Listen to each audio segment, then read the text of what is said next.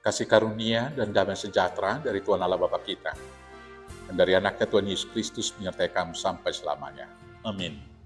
Selamat pagi saudaraku, mari kita bekerja, memuliakan Tuhan dengan semua aktivitas kita. Dipandu firman Tuhan dari Amos 9 ayat 15, demikian firman Tuhan.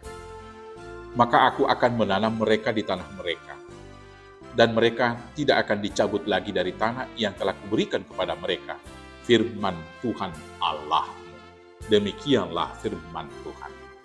Saudara-saudaraku yang terkasih dalam Yesus Kristus, Tuhan konsisten dengan cinta kasih dan janji keselamatan yang diberikan terhadap umatnya Israel. Di satu sisi, tiap pelanggaran umatnya pasti diganjar dengan hukuman yang berat. Tetapi di sisi lain, Allah tidak pernah membinasakan umatnya, umat Israel sampai habis. Mari coba kita renungkan, kita mulai dari peristiwa pembebasan umat Israel dari Mesir menuju ke Kanaan, yaitu di dalam Keluaran.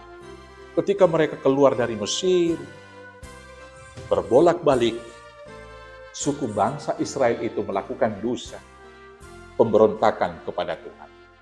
Maka Tuhan menghukum mereka begitu keras, satu generasi dari umat Israel itu mati di padang gurun dan tidak sampai kepada tanah perjanjian, ke tanah Kanaan. Tetapi tanah Kanaan itu tetap menjadi milik orang Israel ketika Yosua dan rombongannya umat Israel yang telah selamat itu sampai di sana. Dan sampai sekarang janji Tuhan itu tetap.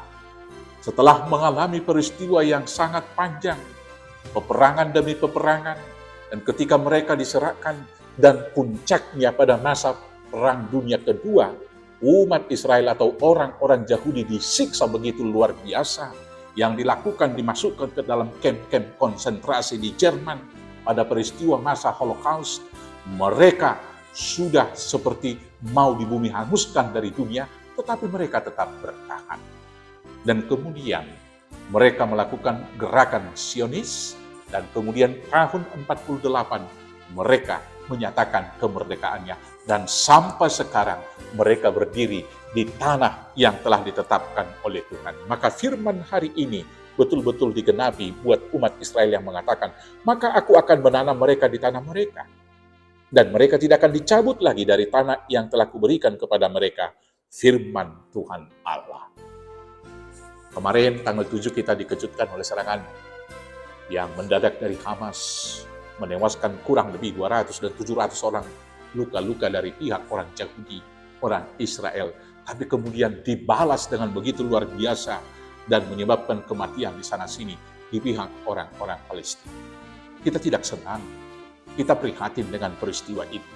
Tetapi yang kita lihat bahwa penyertaan Tuhan itu bagi umat Israel dan menyatakan bahwa tanah itu adalah tanah yang telah diberikan bagi mereka, betul-betul diwujudkan dan menyatakan oleh Tuhan. Sekarang bagi kita juga, janji Tuhan bagi kita tentang tanah perjanjian, surga yang kekal adalah tetap.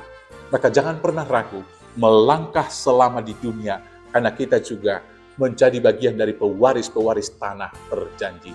Dengan satu syarat, asal kita setia dengan perjanjian yang telah kita nyatakan kepada Tuhan di dalam pernyataan iman percaya kita.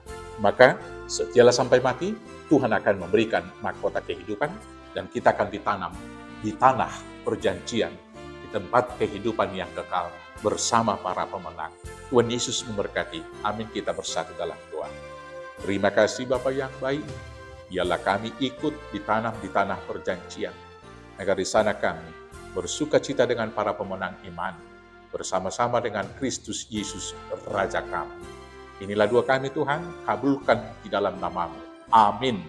Selamat beraktivitas, Tuhan Yesus memberkati. Horas, horas, horas.